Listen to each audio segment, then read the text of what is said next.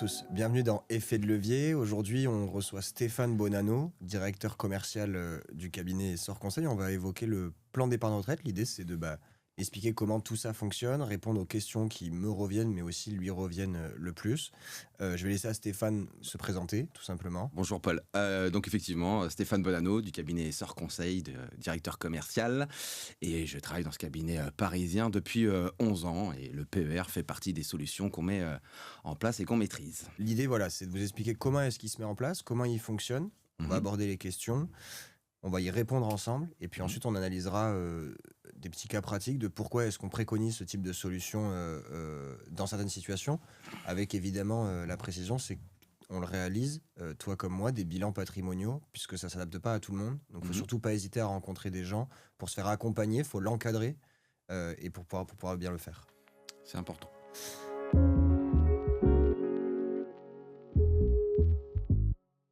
Pour recontextualiser donc le plan d'épargne retraite, on va juste rappeler quand est-ce qu'il a été créé et qu'est-ce qui remplace. Je vais te laisser y répondre, Stéphane, parce que tu as même connu ce qui est l'ancêtre du plan d'épargne retraite actuel. 2019, ouais, avec le remplacement finalement du plan d'épargne retraite populaire qu'on appelait vulgairement le PERP, et qui a évolué et qui est arrivé depuis 2019 avec la loi TEPA à une enveloppe commune pour tout dispositif retraite. Et donc la transformation du PERP s'est transformée en PER. Et à l'intérieur du PER, on va y retrouver, comme tu le disais, vu que c'est une enveloppe commune, dispositif un peu particulier, Ouais, c'est un socle. L'individuel. Ouais. En fait, c'est comme une grande commode.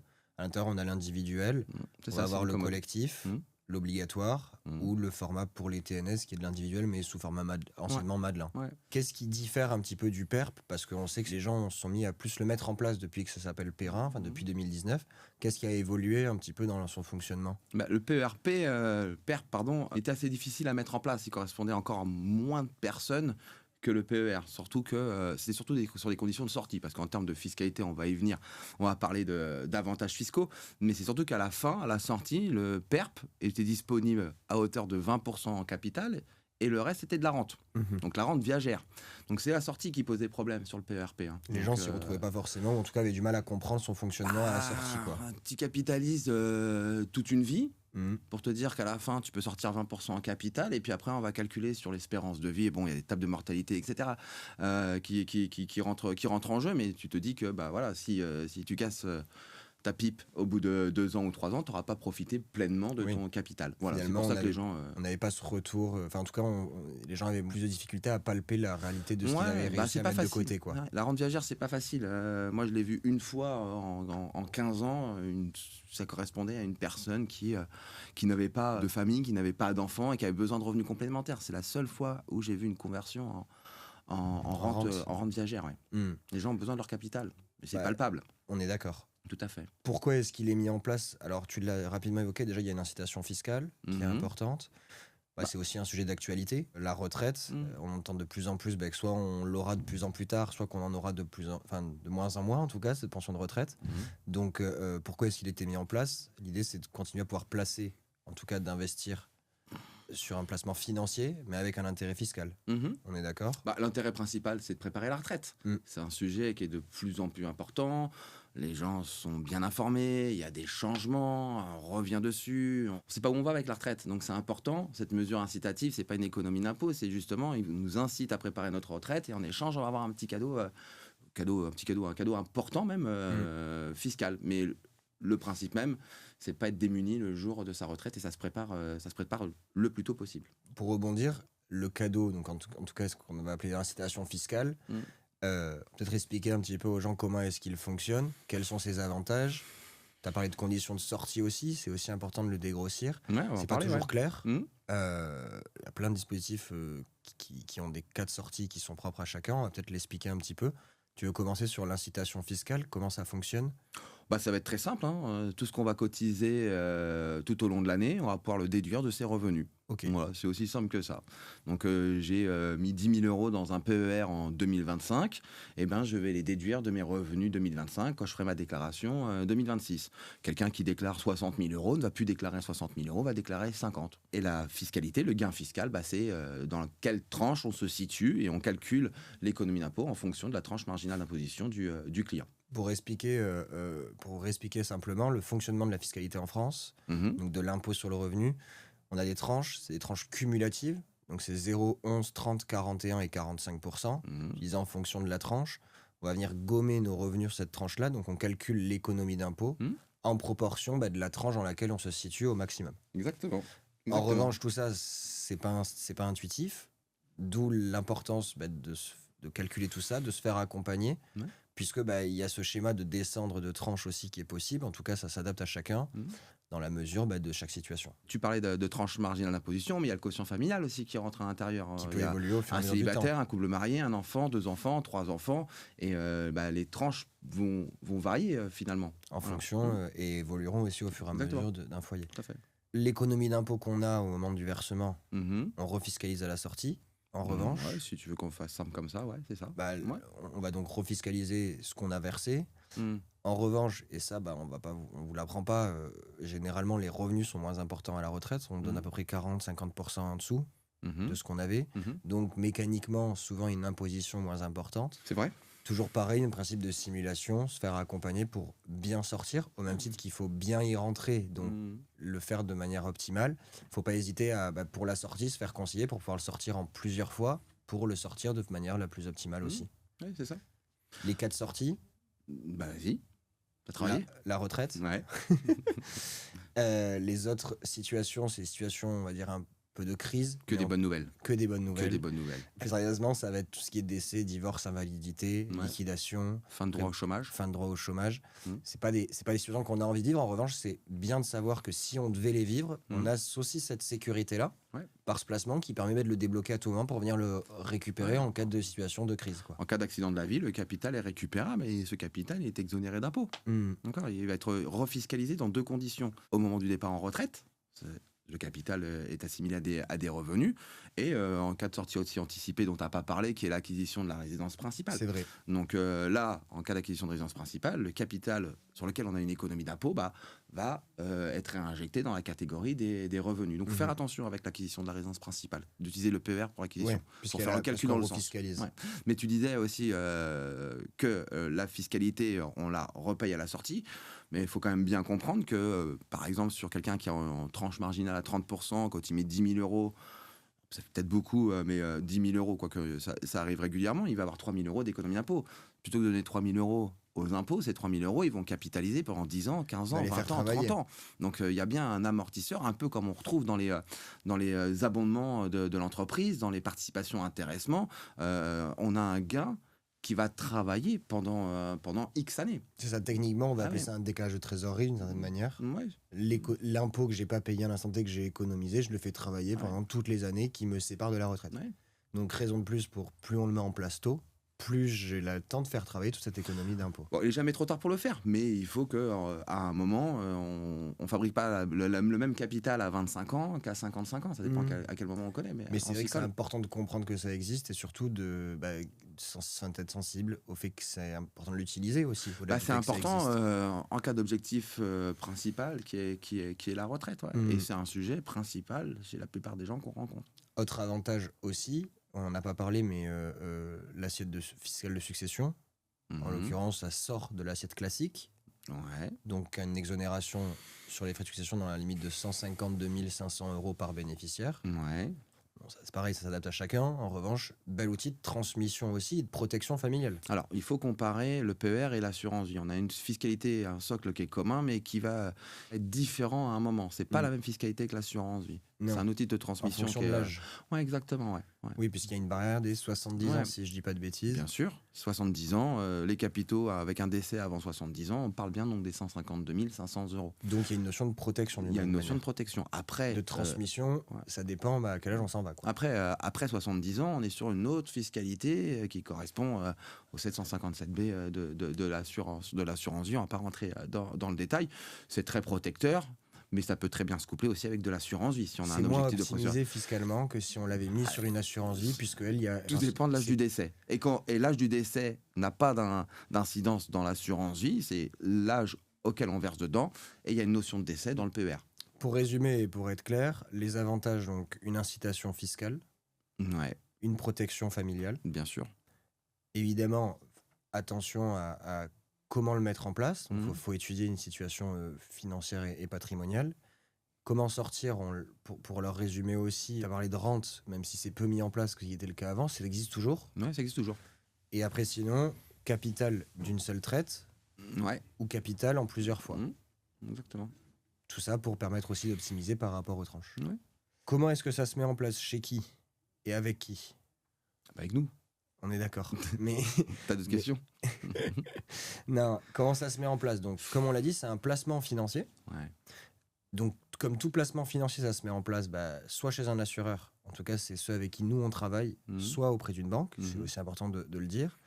On a aussi parlé de décalage de trésorerie, donc faire travailler l'argent, cette économie d'impôt, on le fait mieux travailler chez un assureur que dans une banque, avec un conseiller aussi pour pouvoir se faire conseiller sur tout l'impact fiscal, ce qui n'est pas le rôle ni d'un assureur ni d'une banque, de dire l'impact fiscal que ça a.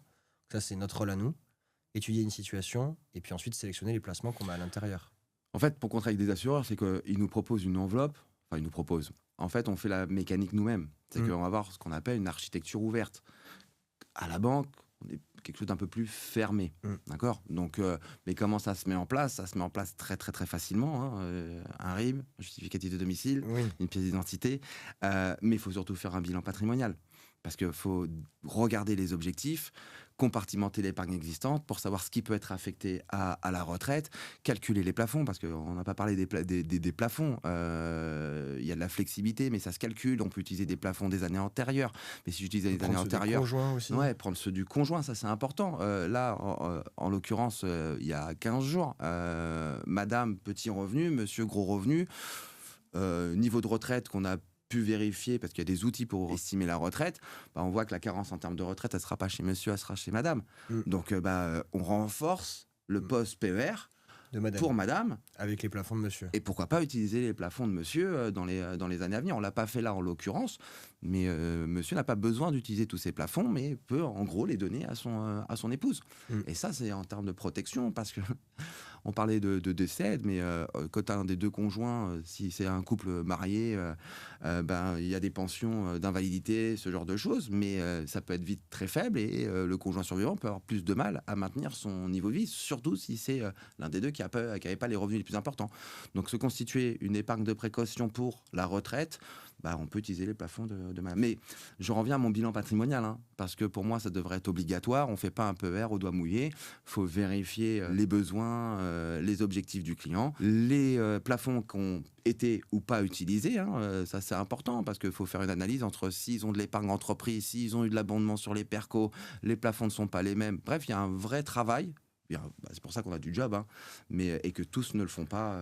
Puis on rencontre souvent aussi, et malheureusement, des gens qui se sont fait vendre des plans d'épargne retraite et à qui on n'a pas construit une solution pour répondre aux objectifs, qui peut être, en l'occurrence, un plan d'épargne retraite, mais comme on le disait d'ailleurs au début, là on a pas mal accès à la discussion sur le plan d'épargne retraite individuel, dans cette catégorie-là.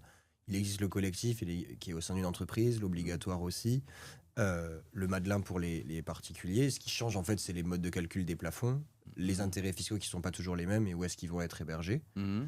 En revanche, un plan d'épargne retraite collectif, typiquement, pour en faire une petite aparté, ça, on en a souvent tout au long de notre carrière. En tout cas, on rencontre des clients qui en ont tout au long de leur carrière. Ça se transfère, c'est important de le dire aussi, pour en reprendre la main. Et ça, souvent, on les oublie. Nous, on utilise beaucoup des outils qui permettent de répertorier tous ces anciens placements pour les clients. En fait, on se rend compte que des gens, ils ont des placements épargne retraite collectifs qu'ils ont depuis des dizaines ou des vingtaines d'années et qui n'ont pas bougé. Là, on parle pour des gens qui sont plutôt âgés, mais tu as raison. Quand on passe 2-3 ans dans une boîte, on peut avoir un article 83 qui est une épargne retraite obligatoire. On peut se retrouver, on regarde, on peut avoir des 300, 500 euros qui végètent, on s'en souvient même plus, comme on peut retrouver 10, 15, 20, 30 000 euros.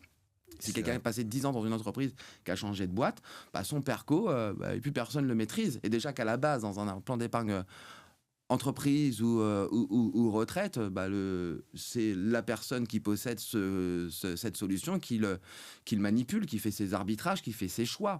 Et il fait ses choix tout seul. Il y a rarement quelqu'un pour les accompagner. Parce que souvent, c'est des profils qui sont sélectionnés. Et comme tu disais, on parlait d'architecture ouverte. Nous, on va personnaliser entre guillemets chaque allocation, chaque répartition en fonction des profils de chacun et des envies aussi du moment, puisque ça évolue, ces profils-là.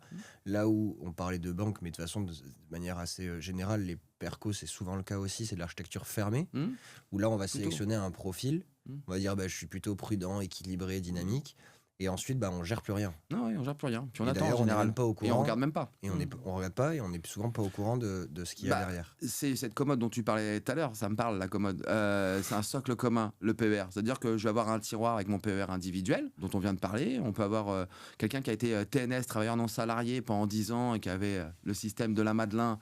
Donc il a une Madelin qui est en réduction, qui est en sommeil, parce on verse plus dedans, donc le truc il s'est mis en sommeil. Il peut avoir été salarié 10 ans auparavant, pendant 5 ans, et d'avoir 5, 6, 7, 10 000 euros. Et bien dans ce socle commun, on va pouvoir tout recentrer et avoir le contrôle de toute cette épargne. Et donc ce qui s'est passé en 2019. C'est ce qui s'est passé donc en avec 2019. la création de cette exactement. cette Et là, version-là. C'est un bonheur parce que les gens retrouvent de l'épargne, ils s'en rappelaient pas. Alors il y en a beaucoup qui n'en avaient pas. Et ça, au moins, on peut faire le constat. Dire, bon, il n'y avait pas. Mais s'il y avait, moi, ça m'est arrivé là récemment chez un client. Il y avait 500 euros, il y avait 5 000, il y avait 15 000. Il travaille dans 5-6 sociétés. Et dans chaque société, on a tout remis dans cette même commode. Et le pilotage, il se fait par nous. Donc, son épargne, elle n'est pas en déshérence. Et ça, c'est... pour moi, c'est hyper important. Oui, c'est vraiment sensibiliser sur le fait que c'est propre à chacun. Les situations, on a tous des vécus et nous on rencontre des clients avec des situations et des vécus complètement différents. Aujourd'hui, vous avez la capacité, en tout cas, le plan d'épargne retraite dans sa version actuelle permet de recentraliser tout ça, de reprendre la main et de rediriger son placement. Il faut bien se faire accompagner pour le rendre le plus rentable possible, je pense. En fonction de son profil d'investisseur. Mais le plus rentable en fonction de son profil, comme tu le dis. Maintenant, il faut reprendre la main dessus et il faut surtout être conscient et comprendre que, tu le disais tout à l'heure, c'est jamais trop tard pour le mettre en place. En revanche, au plus tôt vous le mettez en place et au plus tôt vous allez vous constituer une retraite. En tout cas, ça en fait partie. C'est pas le seul axe, mais ça en fait partie. Et c'est quand même un sujet qui est hyper important aujourd'hui. Ouais. Après, juste pour revenir, on parlait du PERP.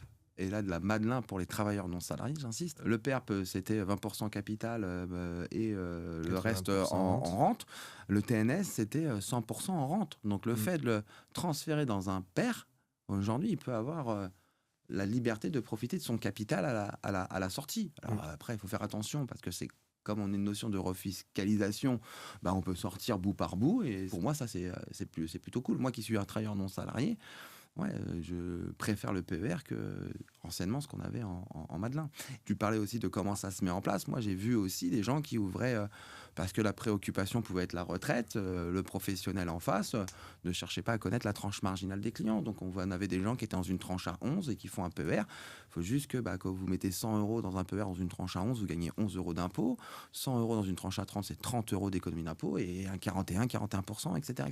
Donc, c'est pas adapté pour tout le monde. Dans leur poche que dans la poche de Bercy. Moi, je travaille beaucoup sur le PER, mais j'explique bien comment ça se passe, ce qui va se passer. Et si on veut de la souplesse, c'est bien l'économie d'impôt, mais on peut aussi préparer la retraite d'une manière différente. Voilà, je crois que tu as eu des podcasts avec des promoteurs. Tu auras certainement l'assurance vie ou ce genre de choses. Il y a plein de moyens. Le tout, c'est de faire ce bilan pour savoir ce qui est adapté aux clients. C'est ce que j'allais dire, c'est que souvent on a cette question qui nous revient aussi dans quelle situation c'est vraiment pertinent. Est-ce que moi, parfois, quand on rencontre aussi des jeunes actifs, est-ce qu'il n'est pas trop tôt, c'est-à-dire je bloque l'argent jusqu'à la retraite, etc., etc. Ça dépend de chacun. Ça dépend des objectifs, ça dépend de ce qu'on va chercher, ça dépend de combien est-ce qu'on est prêt à épargner tous les mois. Il faut mieux commencer aujourd'hui. Il y a une incitation, il y a un intérêt fiscal par l'économie d'impôt. Moi, je trouve ça dommage de ne pas en bénéficier, de récupérer une partie de sa fiscalité. On sait comment ça... En tout cas, on a plutôt tendance à entendre de la part de clients que ça pèse la fiscalité plutôt que... Oui, c'est sûr, mais ça va pas s'arranger. Ça va pas s'arranger. Donc, je trouve ça bien de pouvoir en bénéficier. C'est une super solution, mais elle se met en place, pas avec prudence, mais avec un regard en prenant de la hauteur sur la situation du client. Et il faut tout expliquer. Et après, le client fait son choix. Mais c'est un bel avantage. Et c'est comprendre tous les tenants et les aboutissants. C'est aussi l'objectif de ce podcast, c'est de vous donner toutes ces clés-là. Pourquoi ? Parce que nous, on rencontre des gens qui n'ont pas du tout compris le fonctionnement, ou en tout cas à qui ça leur a pas été expliqué. Des gens qui ne savent pas le principe d'économie, comme tu disais, avec les tranches, ou que ça soit le principe fiscalité. Les déclarations d'impôts, on n'en a pas parlé, mais c'est pareil. Nous, on accompagne nos clients tous les ans sur les déclarations d'impôts. Mais surtout que c'est piégeux, le PER. C'est très piégeux, puisqu'en fait, le montant versé est reporté. Donc, il apparaît sur vos déclarations. En revanche, il faut vous le remettre manuellement dans les cases en dessous, sinon il n'est pas pris en compte. Ouais. Et c'est vrai que malheureusement, tous les ans, donne-moi aussi ton expérience, mais on rencontre des gens qui nous expliquent qu'en fait, quand on regarde leurs anciennes déclarations, ils ne le déclarent pas. Non, ils ne déclarent pas. Ils pensaient le faire, mais ce n'est pas le cas. Ouais. Parce que ne sont pas nombreuses les personnes qui lisent leur avis d'imposition. Ou même quand on finit sa déclaration, on a un récapitulatif. Bon, les gens le survolent en règle générale. Parce qu'on n'y comprend pas grand-chose. Et l'avis d'imposition, c'est l'avis d'imposition pour nous, pour moi, j'adore, parce que c'est une radio, c'est comme un médecin qui voit un trait de fracture, et nous, on voit la radio et on voit jamais de fracture. Donc c'est important quand on fait la déclaration d'impôt, quand ils ont leur avis d'imposition, de nous renvoyer l'avis d'imposition, parce qu'il peut y avoir aussi des loupés. Et donc, on peut toujours corriger, c'est pas un souci. Mais il faut qu'on contrôle. Et il y en a plein qui, ici, avec le PER, mais dans plein de choses, les gens oublient dans leur déclaration. Et donc, dans l'avis d'imposition, ils ne le regardent même pas. Dans l'avis d'imposition, on a les plafonds de déduction. Ben voilà, il faut jouer avec. On sait ce que le client a de disponible et on voit comment il veut utiliser cette ressource pour préparer la retraite et pour travailler sur sa fiscalité. Écoute, je pense qu'on a répondu déjà à, en tout cas, les grosses questions qu'on a régulièrement. Non, on peut y aller. Ouais. Non, ce qui est important, je ressouligne ça avant qu'on passe à la deuxième partie, qui est l'étude de cas un peu plus pratique pour que les gens s'identifient. Les situations sont propres à chacun. Le bilan patrimonial est un outil hyper important. D'accord. Donc, il faut surtout, tu le disais, ça devrait presque être obligatoire. Ouais, moi j'en suis convaincu. Aujourd'hui, c'est un exercice qui est gratuit, mais qui est surtout hyper important de réaliser un bilan patrimonial. C'est pas gratuit chez tout le monde. Hein, mais c'est gratuit chez nous. Mais c'est très important de le faire pour voir si c'est adapté à vous. Est-ce que tu voulais rajouter quelque chose par rapport aux questions et au fonctionnement du plan d'épargne retraite, Stéphane ? Non, bilan patrimonial. Là, on apprend toujours quelque chose à un client. Et si on fait du PER ou autre chose, mais qu'on sensibilise avec le bilan patrimonial. Parce qu'il y a plein de gens qui mettent des solutions qui sont pas adaptées. Voilà. Et si c'est adapté, le client comprend pourquoi il le fait. Et que moi, j'ai encore eu cette semaine le client qui m'appelle pour se renforcer sur son perco. Après qu'il le fasse avec moi ou sur son perco, bon, voilà, je préfère évidemment qu'il le fasse avec moi, mais c'est pas grave, il est déjà client et il mérite d'avoir le conseil quand il se pose des questions. Et comme on est extrêmement joignable, on fait des rendez-vous tard, le téléphone, on est hyper vigilant. Puis on suit les gens dans le temps. Voilà. Surtout, mais c'est hyper important parce que en plus, parfois la retraite, ça peut être dans 10, 20, 30, mais on rencontre des clients où ça arrive dans 35 ou 40 ans, des jeunes, des actifs. Nous, on va s'ancrer dans le temps. Alors, est-ce qu'on fera toujours ce métier dans 50 ans ? Je sais pas. Mais en tout cas... Pas moi. C'est pas bon pour mes clients. Mais par contre, c'est vrai qu'il faut expliquer qu'on va s'ancrer dans le temps et donc on va suivre une évolution. Ça reste un des outils pour de la construction patrimoniale, de la gestion de patrimoine. Mais c'est pas le seul. Mais sauf que pour une bonne gestion de patrimoine, de toute façon, il faut une analyse qui évolue dans le temps, qui s'adapte. Qui s'adapte. Les objectifs de vie. Là, j'ai une cliente qui, il y a quelques années, me dit je veux placer de l'argent parce que j'ai un projet... d'investir dans une résidence secondaire. C'était il y a quelques années. Maintenant, la résidence secondaire, elle est dans 1 an, peut-être 2 ans. On ne met plus les mêmes solutions qu'on a mises en place il y a 5 ans. On fait évoluer la liquidité. C'est exactement, ouais. Okay. Donc, voilà. Puis, on suit nos clients chaque année. Moi, ça fait 11 ans que je suis chez Essor Conseil. Le premier client que j'ai rencontré, je le suis toujours. Voilà. Et on continue à mettre en place. Nos fondateurs, ils ont 25 ans. Enfin, le cabinet, on a 25 ans. Ils suivent les clients depuis 25 ans. Ouais, et même les enfants des clients. Mais c'est ça qui est super. J'ai hâte.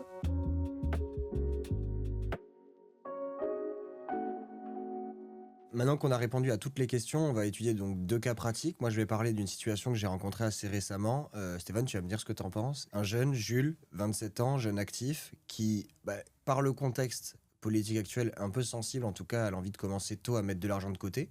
L'objectif étant de préparer sa retraite, même si c'est dans très longtemps, puisque là, si on parle de retraite à 65 ans, on parle d'une retraite dans 38 ans. Donc c'est assez énorme. Pour le moment, aujourd'hui, on a évoqué l'idée d'ouvrir un plan d'épargne retraite, mettre 3 000 € au premier versement, mettre ensuite 150 € par mois dessus. L'idée, cette allocation évoluera peut-être au fur et à mesure du temps, mais en tout cas de se projeter là-dessus. 38 ans, moi, ce que je lui ai expliqué, c'est qu'aujourd'hui, alors les allocations sont propres à chaque profil, mais que par son profil, on va avoir une allocation avec un rendement autour des 6,5%. C'est les rendements recherchés. Rendement recherché par Jules. 38 ans de placement, ça fait 300 000 un peu plus de 316 000 euros, il me semble, à la retraite. Une économie d'impôt par un versement de 2 000 euros par an, quasiment 1 800 si on est précis, sur une tranche à 30%, ce qu'on expliquait aussi tout à l'heure. Ça veut dire une économie de presque 500 euros par an. Sur 38 ans, une économie d'impôt de quasiment 20 000 euros. Bon, faut dire qu'on a des simulations pour expliquer aux clients sous les yeux. On a des simulations pour expliquer. On fait pas ça au doigt mouillé. Non, on fait pas ça comme ça. Plusieurs facteurs, l'âge, les objectifs, comme tu disais tout à l'heure, donc c'est lié au bilan. Le profil d'investisseur, le rendement qu'on annonce là n'est pas le rendement qui correspond à chacun. Maintenant, le faire tôt, alors il y a toujours, on l'a évoqué un petit peu avant, ce paramètre de le bloquer jusqu'à la retraite. Qu'est-ce que toi t'en penses ? Non, j'en pense que quand on fait bien son travail, qu'on explique les solutions qui peuvent se mettre en place, le jeune Jules, il est prêt à mettre 150 euros par mois pour préparer la retraite et qu'il continue à épargner, qu'il ne met pas que 150 euros par mois, qu'il arrive à se diversifier, je sais pas, avec des placements. Les jeunes, ils aiment bien boursicoter parfois et qu'ils mettent un peu de sous sur un compte titre, un PEA, une assurance vie. Bref, qu'ils fassent d'autres choses. On met pas tous les œufs dans le même panier. Mais non, évidemment que non. Surtout pour une retraite où l'épargne n'est pas disponible. On a évoqué les bonnes nouvelles pour pouvoir sortir du PER en cours de route. C'est ironique. C'est ironique, évidemment. Mais ça arrive. Non, si le gamin est capable de mettre 150 euros, combien il aura de capitalisation de capital dans 316 000. 300 000 euros. Donc, alors attention, ce capital sera en partie fiscalisé, etc., etc.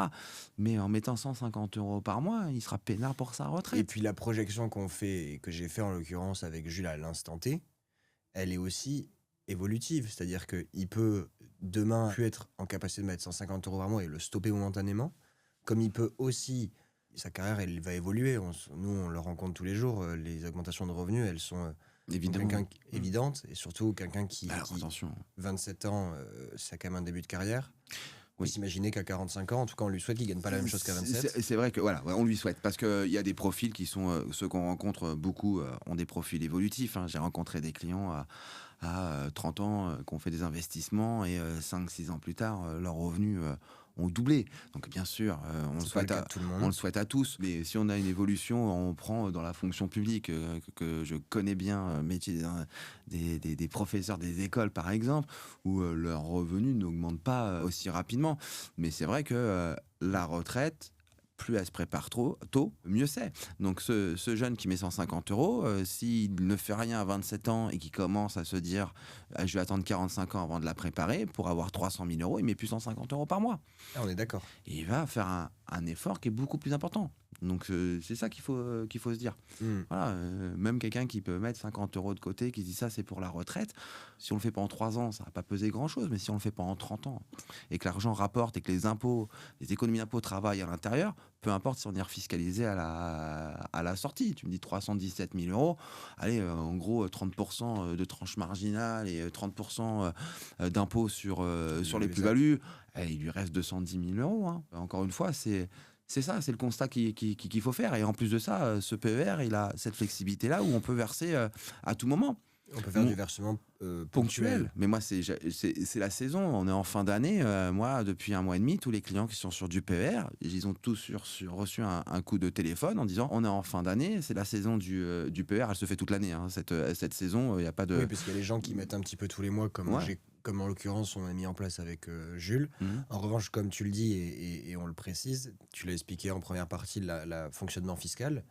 Mais beaucoup de gens, et nous c'est notre période, sur le dernier quadrimestre de l'année, se réveillent entre guillemets et décident de faire des versements ponctuels en fonction, parce qu'on n'a pas non plus tous des revenus qui sont fixes, des revenus gagnés au fur et à mesure de l'année. Donc c'est vrai que c'est aussi la période. En fait, quand je les appelle, je leur demande comment s'est passée l'année financièrement. Voilà, j'en ai quelques-uns qui achètent un appartement, il doit mettre un peu plus d'apport que prévu, donc il m'a dit Stéphane, je vais pas verser dans le PER, ok. J'ai eu une prime exceptionnelle, mais par contre je veux me faire un gros voyage avec, bon ok, on verse pas dans le PER en fin d'année. Par contre en fait ce qu'il faut faire attention, c'est sur cette épargne qui rapporte peu et qui n'est pas utilisée. et qui vient parfois s'accumuler sur les comptes courants. L'excédent de liquidité. Bah ouais, et donc se dire, finalement, j'ai 2, 3, 5, 10, 15, 20 000 euros que je n'utilise pas, et dans ce montant-là, on va en destiner une partie pour le PER en utilisant, bien sûr, les plafonds, en respectant les plafonds et la tranche marginale. Encore une fois, il faut l'estimer, et ça passe par le bilan patrimonial. D'où l'importance du bilan patrimonial. Bilan. Exactement. Non, mais vraiment, donc non, plus on commence tôt, mieux c'est. Ou après, il faut injecter un petit peu plus. Après, effectivement, on n'a pas les mêmes revenus à 27 ans qu'à 50 en règle générale. On a aussi des postes de logement à partir de la cinquantaine qui peuvent se terminer. Le crédit est payé pour les propriétaires. Donc, ils ont une capacité à épargner qui est plus importante. Donc, pour eux, 150 euros, si c'est plutôt facile, 150 euros pour un jeune de 27 ans, peut-être que 400, 500 euros pour quelqu'un qui a 50 ans, c'est peut-être plus facile aussi. Donc tout ça, faut estimer le niveau de vie dans notre bilan patrimonial. On parle de ça. On parle de l'épargne existante et on parle des flux, de ce qu'ils sont capables de mettre de côté tous les mois et de décomposer l'épargne. On a tous des cigales et des fourmis dans notre entourage professionnel, dans nos clients, pardon. Il y en a qui épargnent beaucoup, d'autres qui épargnent peu. Il faut adapter la solution, et le PER, si l'objectif retraite et en partie fiscal aussi le permet, on y va. Dans le cas dont je voulais parler, c'était un jeune. Je crois que tu as eu récemment un client, parce que ça arrive aussi, comme tu disais tout à l'heure, il n'est jamais trop tard pour le mettre en place, notamment par le système des plafonds qu'on peut récupérer les années antérieures. Oui, bien sûr. Je crois que tu as eu un client qui a fait un gros versement parce qu'il ne l'avait jamais fait en premier lieu. Oui, quelqu'un qui avait une rentrée de capital important. Il se posait la question de comment l'affecter. On n'a pas tout mis dans le PER, mais je lui ai montré, grâce à l'avis d'imposition, son disponible. Ce disponible, on l'a superposé à ses revenus pour savoir quelle serait l'économie d'impôt, et lui expliquer que c'est un capital qui serait destiné à la retraite. On n'en a pas parlé, mais on met en gros 10% de ses revenus chaque année, et on peut utiliser les années antérieures. Et on peut utiliser les plafonds du conjoint, comme je le disais tout à l'heure. Donc on peut se retrouver avec une enveloppe destinée pour la retraite. Bien sûr, c'est pas une personne qui a 25 ans ou 30 ans. Quelqu'un qui a un revenu de 60 000 euros, pour donner un ordre d'idée, c'est à peu près 5 400 euros de plafond qui sont créés par an. Ouais, c'est ça, ouais. 5 400 euros qu'on récupère sur les 3 années précédentes, plus celle en cours, quand on l'ouvre, c'est un peu plus de 20 000 euros qu'on peut verser d'un coup. Sur quelqu'un de 60 000 euros célibataire, c'est une tranche à 30%. Et quand il aura 20 000 euros de revenus en moins, il sera à 40, il sera toujours dans une tranche à 30. On est d'accord. Enfin, après, il y a l'abattement, mais on commence... voilà. Donc, il a très belles économies d'impôt d'un coup. 6 000. 6 000 d'économies. Alors, les jeunes le font moins, mais ça dépend des jeunes qu'on rencontre, encore une fois. Ils peuvent avoir reçu un petit peu de sous, ils ont des fois autre chose. Mais c'est pour ça que dans le bilan, on va appuyer sur le sujet de la retraite. Et donc on remet, ce qui est important, c'est notamment de se faire bien accompagner par des conseillers, comme Stéphane ou comme moi, pour faire ce bilan-là, pour analyser une situation et puis vérifier comment est-ce qu'on va allouer ses allocations d'épargne pour le répartir intelligemment. Moi, ce que j'aime bien dire à un client que je rencontre, moi je lui donne l'information, je lui préconise les solutions, après il a envie de les mettre en place ou il les met pas en place, mais au moins il a les tenants et les aboutissants, et c'est en connaissance de cause qu'il prend sa décision. Donc on rencontre beaucoup de gens, tous ne deviennent pas clients, mais dans l'ensemble on apprend quand même des choses importantes, et qui permettent de guider un peu la stratégie patrimoniale. Et là, on a déjà fait notre boulot. Et en plus de ça, si en fonction d'un profil d'investisseur, et là tu me parlais d'âge, quand on a un placement qui a 10 ans, 15 ans, 20 ans d'objectifs, on recommande, faut pas que la personne soit allergique au risque, mais il faut être un peu plus dynamique que si j'avais 2 ans de placement. On est d'accord. Voilà. Écoutez, surtout, n'hésitez pas à venir nous rencontrer. Cette analyse, elle est importante. Elle est importante. On a fait le tour du coup des 2 cas pratiques. Encore une fois, n'hésitez pas à venir nous rencontrer pour pouvoir faire une analyse de votre situation, un bilan patrimonial. J'espère que vous avez compris son fonctionnement. L'effet de levier par l'économie d'impôt est hyper important, qu'il faut saisir cette opportunité si ça s'adapte à votre situation. Prenez toutes ces clés et mettez-le en place, mais surtout faites-vous accompagner pour le faire. Pour que ça soit un professionnel. Par un professionnel. Est-ce que tu as peut-être une dernière phrase, toi, à rajouter, Stéphane, sur ce plan d'épargne retraite ? Après, il y a tout un côté technique qu'il faut, dans les calculs, ce genre de choses. On ne va pas en parler là, parce que ça peut devenir très spécifique et devenir très très long, mais voilà, un professionnel qui sait monter ce genre de solution, enfin comme nous, on va regarder, on va pas le faire au doigt mouillé, on va regarder plusieurs paramètres sur son fonctionnement et puis voilà. Hein, tu as évoqué aussi l'assurance vie. Tu as évoqué aussi l'assurance vie, donc ça c'est des thèmes qu'on abordera dans de prochains épisodes. T'as intérêt, c'est important, c'est très très important. Hein. Mais aussi, comme on disait tout à l'heure, il est important de bien faire travailler l'argent à l'intérieur de ces enveloppes-là, assurance vie comme plan d'épargne retraite. Donc on abordera des sujets aussi de quel type de placement on peut mettre à l'intérieur de plans épargne retraite ou d'assurance vie. Nous, c'est beaucoup les produits structurés qu'on met en place. Donc il y aura un sujet qui sera dédié à ça. Je tiens à te remercier, Stéphane, de ta présence, de ton éclaircissement. Je pense qu'on a pas mal dégrossi le sujet du plan d'épargne retraite dans tous ses aspects, comme tu dis, sans rentrer dans la technique, mais pour autant en expliquant son fonctionnement. J'espère que vous serez sensible à l'idée de le mettre en place et accompagné par des professionnels. Est-ce que tu as une dernière phrase pour conclure ? Non, il faut juste être curieux, savoir comment ça fonctionne et faire cet audit patrimonial. Et après, on voit si c'est adapté à la situation. On abordera dans dans 2 prochains épisodes l'assurance vie, qui est un typologie de placement dont on a un petit peu parlé. Aussi, les produits structurés, c'est un type de support à l'intérieur de ces placements-là. Alors, ce sera intéressant aussi que vous compreniez comment est-ce qu'on fait travailler l'argent en tant que professionnel à l'intérieur de ces placements et comment vous pouvez le faire aussi. En tout cas, je tiens encore une fois à remercier Stéphane. On se retrouve très vite pour de nouveaux épisodes. À bientôt.